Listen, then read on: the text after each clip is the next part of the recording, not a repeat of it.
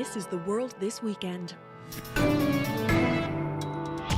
Good evening, I'm Stephanie Skandaris. Tonight, families of the people killed on Flight PS752 remember their loved ones and renew their calls for accountability.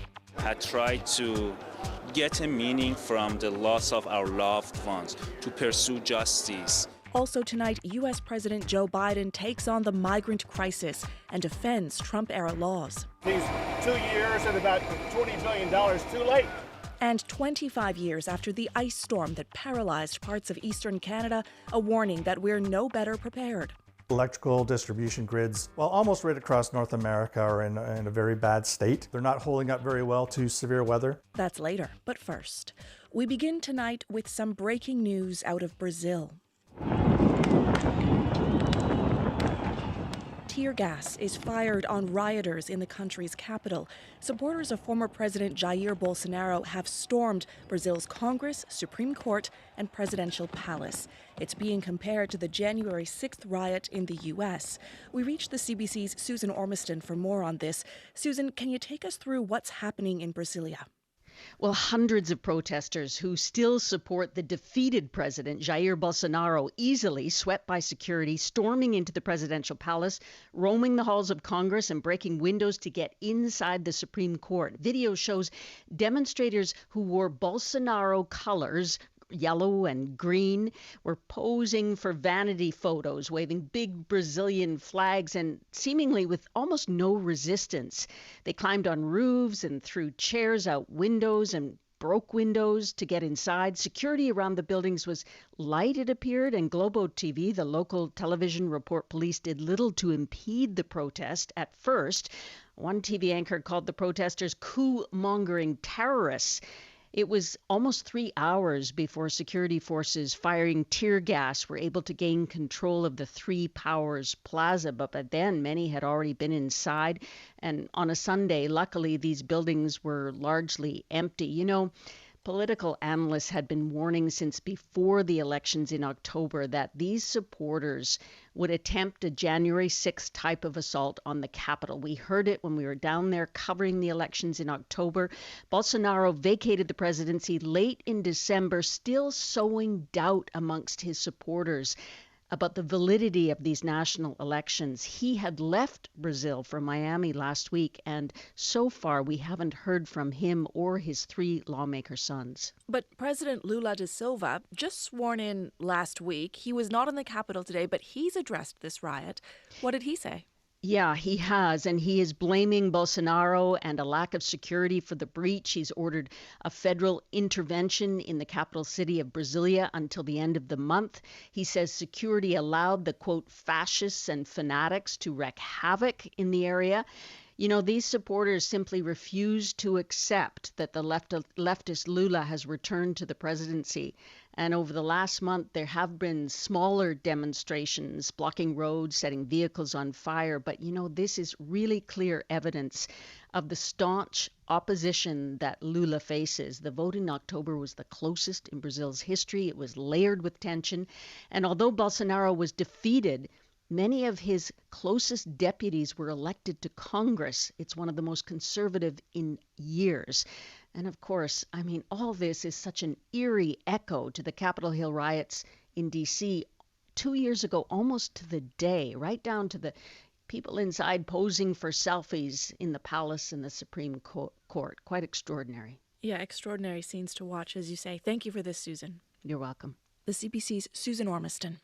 Well, today marks the third anniversary of the downing of Ukraine International Airlines Flight PS752, which claimed the lives of all 176 passengers and crew on board. Memorials have been held around the world, with some of the largest here in Canada. 55 Canadian citizens and 30 permanent residents were killed when the Boeing 737 was shot down by the Iranian military shortly after takeoff. Families and friends of the victims say they want both justice and closure. Philip Lee Shannock reports. As Adehe Darapur opened the ceremony held in Toronto, she lost her son Amir Muradi 3 years ago.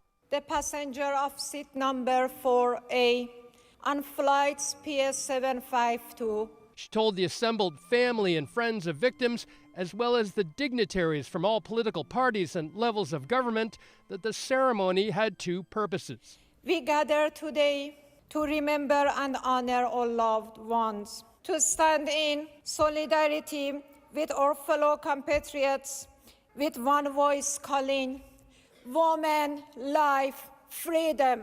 While the Iranian government has accepted responsibility for the downing of Flight PS752, there are still many questions about the circumstances surrounding the crash. The families of the victims have called for a full and transparent investigation. Prime Minister Justin Trudeau attended the ceremony and says Canada has joined Sweden, Ukraine, and the UK to hold Iran accountable. If the Iranian regime does not comply within 6 months with this binding arbitration, we will take the next steps and move to the International Court of Justice. He noted that commemorations were held in cities across the country. The entire Canadian family shares in your sadness. People around the world feel this loss every single day. From Australia to the UK, people had rallies in cities around the world to not only mark the third anniversary of the tragedy, but to demand an end to Iran's authoritarian Islamic regime. We're not going to have justice as far as the Islamic Republic is in power. Masih Alinejad is an Iranian-American journalist who spoke with Prime Minister Trudeau before the ceremony. She says Canada could do more to support those who oppose the regime in Tehran. This is the first time in the history we see sense of unity among Kurds, Turk, Baluch. I mean, men and women, we are united to end this regime. Javed Suldemani lost his wife Elnaz Nabiyi on Flight 752. He also ties justice and accountability for victims to a new government in Tehran. We hope one day we can have an impartial court in free Iran. But in the meantime, like many, he's hopeful that getting Iran before an international court will be a beginning on the long road to justice. Philip Shannock, CBC News, Toronto. Tonight, President Joe Biden is at the U.S. Mexico border, getting a first-hand look at the humanitarian and political crisis there. As Katie Simpson tells us, there are no easy solutions.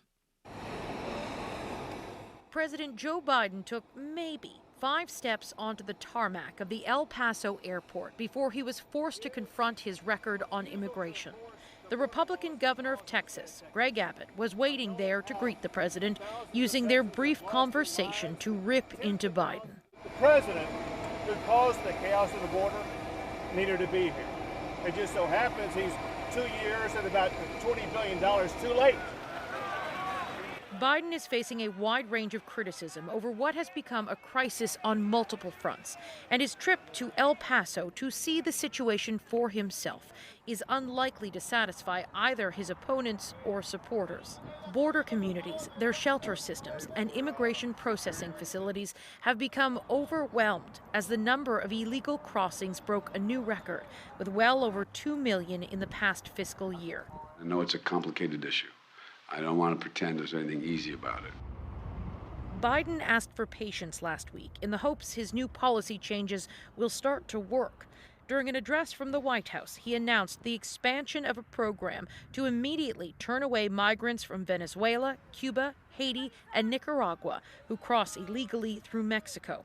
At the same time, he said the U.S. would accept 30,000 people per month from those specific countries as long as they apply to enter the country legally. But some seeking a better life in America say this is not a deterrent. It doesn't matter where they deport me. I will return for the well-being of my children, says Jonathan Tovar, a Venezuelan migrant. Republicans will point to this kind of sentiment as proof that Biden's border policies are too soft. Advocates for migrants argue the opposite. The American Civil Liberties Union says these changes are unfair, accusing Biden of embracing poisonous Trump-era anti-immigrant policies. While some Democrats, including Texas Representative Veronica Escobar, are just overall disappointed. I would have loved to have seen the administration lean in on immigration from day one. Immigration will be a contentious point of discussion at the North American Leaders Summit this week in Mexico City. Biden will sit down for conversations with Mexican President Andrés Manuel López Obrador and Prime Minister Justin Trudeau, with little hope solutions will be found. Katie Simpson, CBC News, Washington. What's in a name? For Alberta, it's enough to come out swinging against the federal government's plan for oil and gas workers. At issue, the term just transition. The Liberal government says it's about ensuring oil patch workers are ready for the green jobs of tomorrow. The Alberta government worries it could spell the end of the industry. David Thurton reports.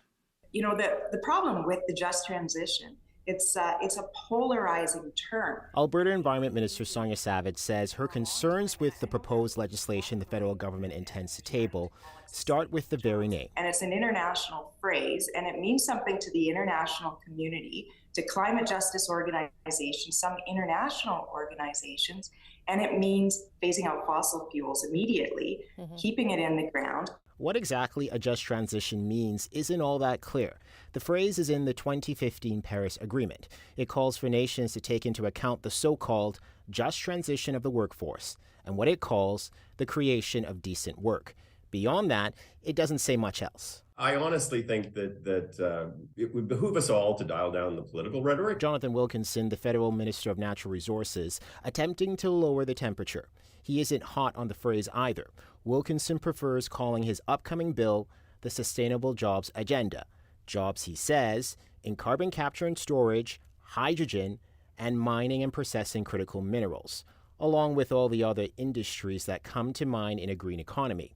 For the record, Wilkinson says this is not about closing down Canada's oil patch. Well, no, I mean, because at the end of the day, over the course of the number of decades, everybody recognizes that it's going to take time to reduce and eventually eliminate the combustion of fossil fuels. But even at that point, there still are uses for hydrocarbons that are not combustion. Mike Vickers, working in the oil sands north of Fort McMurray, says he and others on site are skeptical about the Trudeau government's attempts to help them. Most people in my industry don't trust our government here at this point. We've seen over the years fall back on many promises, not able to get projects approved. But the Alberta Federation of Labour, a group that represents some unionized energy workers, says the provincial Conservative Alberta government is playing political games ahead of a provincial election, according to Gil McGowan, the Federation's president. Frankly, I'm disappointed that our Premier and our Environment Minister have chosen to politicize this conversation instead of engaging with the federal government. The Liberals are expected to table the so-called just transition legislation as early as February, just in time for when Albertans are scheduled to go to the polls in the spring.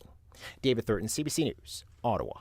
It was an emotional return to football for the Buffalo Bills today, less than a week after player Damar Hamlin collapsed during a game, his teammates and fans honoring Hamlin as he recovers. As Susanna De Silva reports, those tributes played out in many NFL stadiums today. From the stadium in Buffalo, a message to a hospital room in Cincinnati. We want thousands of people to tell you they love you. You're about to see it. And we want you to feel like you're right here inside this stadium with us. The CBS broadcast team knowing Damar Hamlin was watching less than a week after suffering a cardiac arrest in a game. Today we celebrate Damar's recovery. The Buffalo Bills took to the field carrying Hamlin flags and number 3 patches on their jerseys. Prior to the game, the medical staff were recognized for their quick actions after the 24-year-old collapsed after a hit. All over the NFL, teams wore Love for Damar t-shirts. Bills coach Sean McDermott says the improvement in his condition has been an important relief. Yeah, it's been a huge lift, really, for the guys to get their minds off of Damar a little bit, just a little bit, enough to focus on their preparation for this game today. Hamlin, now breathing on his own, has been able to speak to his teammates and posted to social media gratitude for the support he received, from prayers to donations of just under $8.5 million for a foundation Hamlin started before he was drafted. And today he tweeted a photo of himself with his parents at his bedside, along with reaction throughout the game. Something fans say has also helped them after what they say was a traumatic thing to witness. I was crying. I was crying. He's like our family. He's one of us. He's a Buffalo Bill. That's all that needs to be said. He's smiling. He was like, who won the game? And they're like, you won the game of life, so now I'm ready for football again. The game between the Bills and Bengals that was cancelled after Hamlin's collapse will not be made up, leaving serious playoff implications. The league has decided if either make the AFC Championship, the game will be played at a neutral site, since the cancellation may have cost them home field advantage. But today, the focus was on Hamlin and this game. And here's Hines on the run back. And the Bills were ready. And down the sideline he goes. This is storybook. An opening kickoff return for Damar Hamlin. Returning the opening kickoff for a touchdown, something the team pointed out they hadn't done in 3 years and 3 months. They went on to beat New England 35-23 in the final week of the regular season, an effort quarterback Josh Allen says was spurred on by speaking to Hamlin. Just wanted to come out and play free, play loose, play for him. An extra motivation they hope will carry them through the playoffs. Susanna De Silva, CBC News, Vancouver. Former tennis women's world number 1 Naomi Osaka has withdrawn from the Australian Open. Officials for the tournament, which gets underway a week from tomorrow, made the announcement on Twitter today. Osaka has won the Australian Open twice in 2019 and 2021.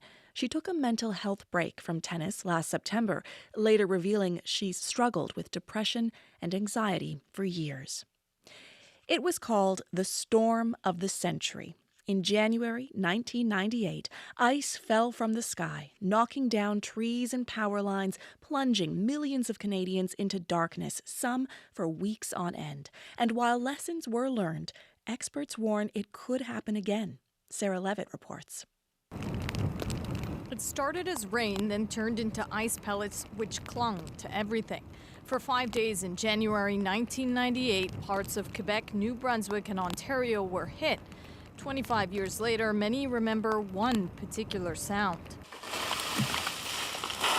That of tree branches snapping under the weight of the ice. When you heard that was terrible. Jules Baudouin and his wife Mireille Couture were among the more than 4 million Canadians who lost power.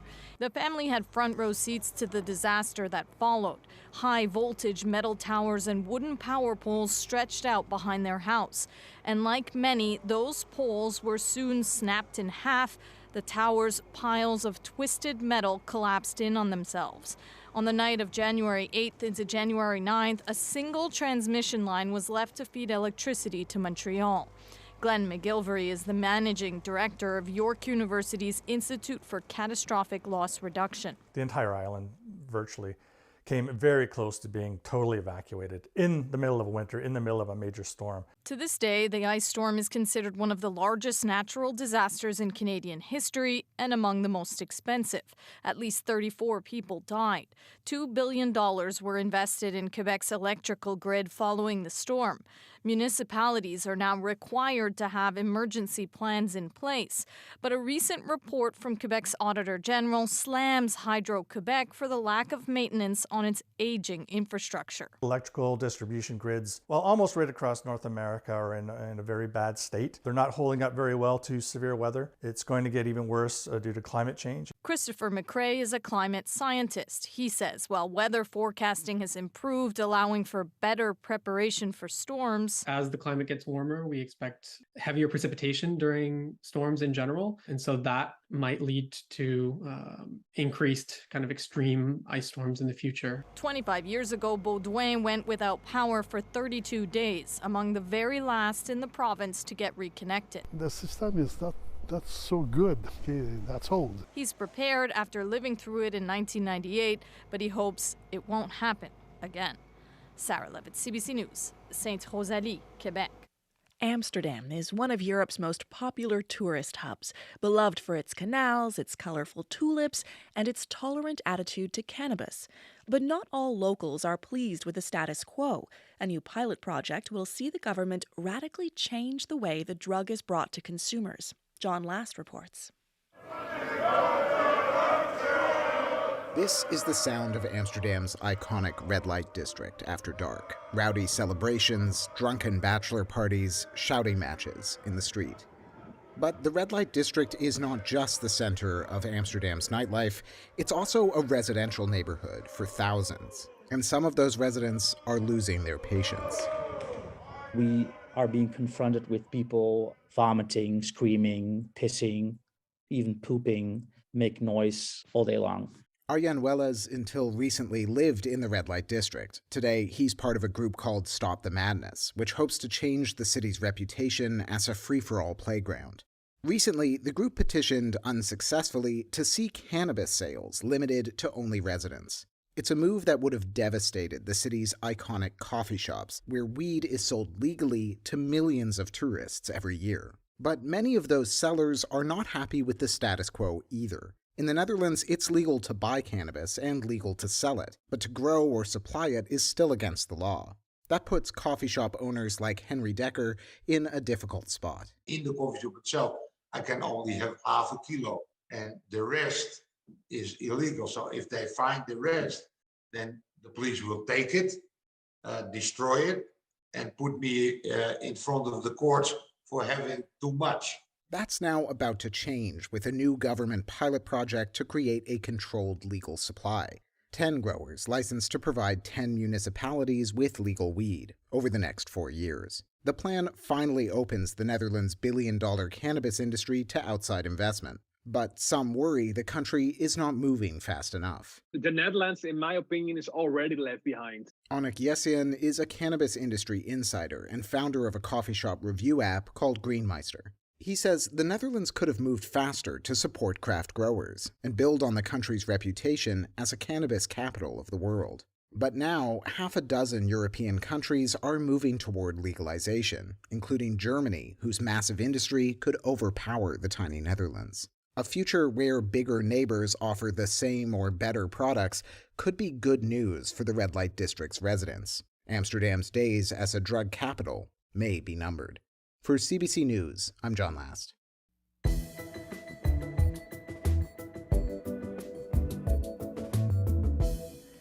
For the past few days, there's been a seemingly never-ending stream of revelations from Prince Harry's memoir. Spare is out on Tuesday, but thanks to an accidental early release in Spain, plenty of Harry's bombshells have already dropped. Everything from a physical fight with his older brother, Prince William, to how he lost his virginity, to the relationship between his wife and sister-in-law.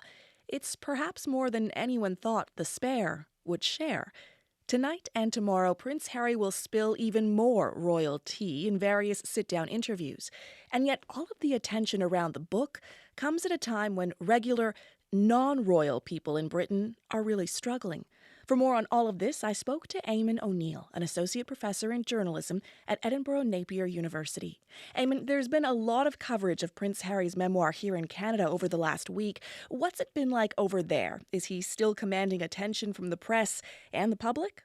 Well, yes, the answer is as simple as that. The revelations, which are being drip-fed sort of day by day over here, seem to indicate that there is certainly an appetite amongst the media for his revelations. The fact that, of course, the drama surrounding the publication of the book early in Spain, the fact that it was rushed into a translation kind of episode, and then, of course, the various revelations started to come out one by one, has all added up to a kind of irresistible package, I suppose, for the editors. So they're certainly feeding it to the public.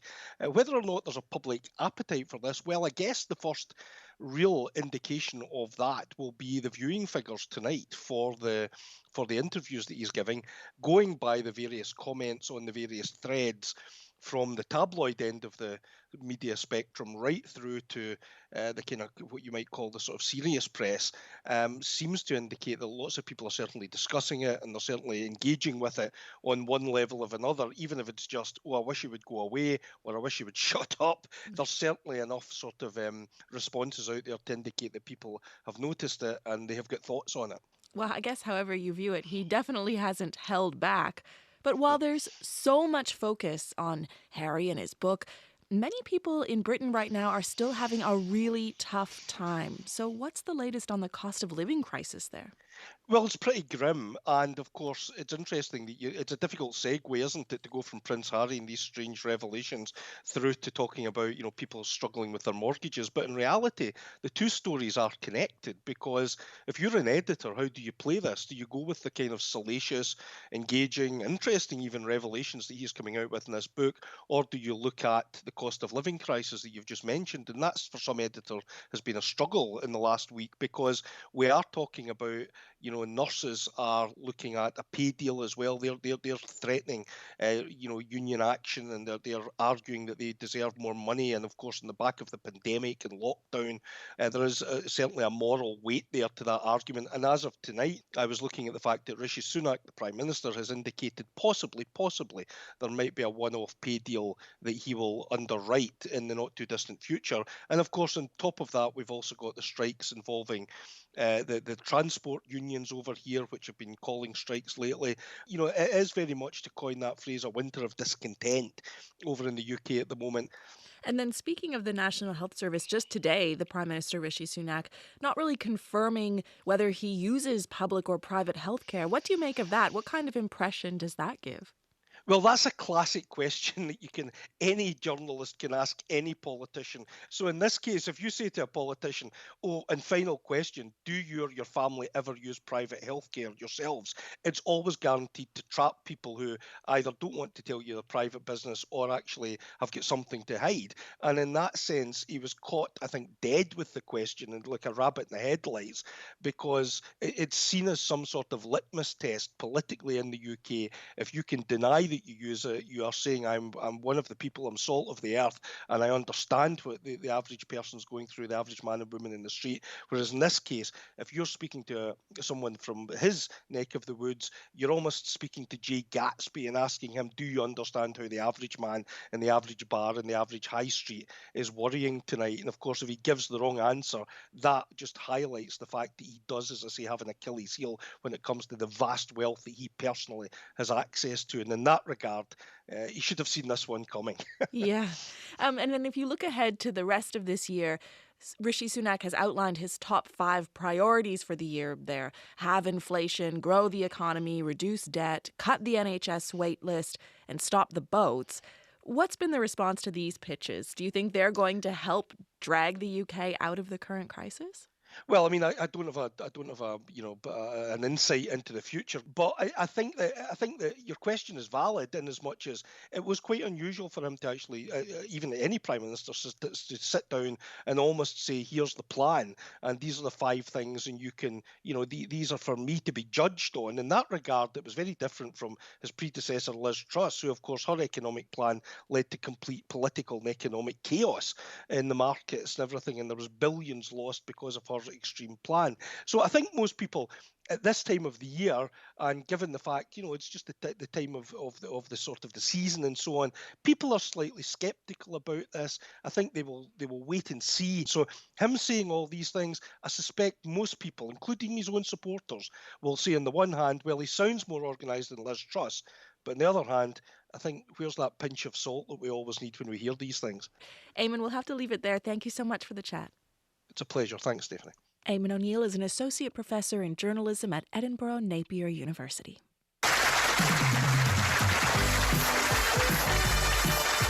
Well, UK politicians and public figures better get ready. The British satirical comedy TV show Spitting Image is hitting the stage for the first time ever. The show's been roasting notable figures since 1984. This is its original TV theme, using puppets that look like freakish caricatures. That now includes likenesses of Prime Minister Rishi Sunak and Prince Harry and Meghan Markle. Won't need these anymore. Can crowns go in the recycling bin? Toss them on the Goodwill pile. Out with the old. In California, we're just a regular couple living close to Oprah and far from the paparazzi. Ooh. But not too far.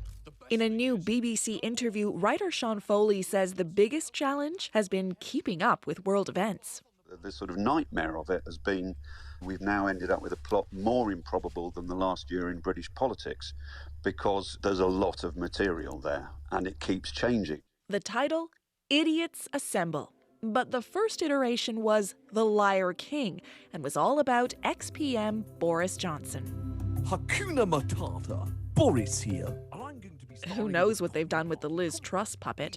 Foley says the new show, which starts in Birmingham next month, is typical Spitting Image. It's about the fun of ridiculing our leaders, their hypocrisies, their lies, and of course the rest of our culture, which is full of people who would tell you all sorts of things and they're wrong. The puppets are the main draw. So strangely recognizable, they once featured in the music video for the song Land of Confusion by Genesis.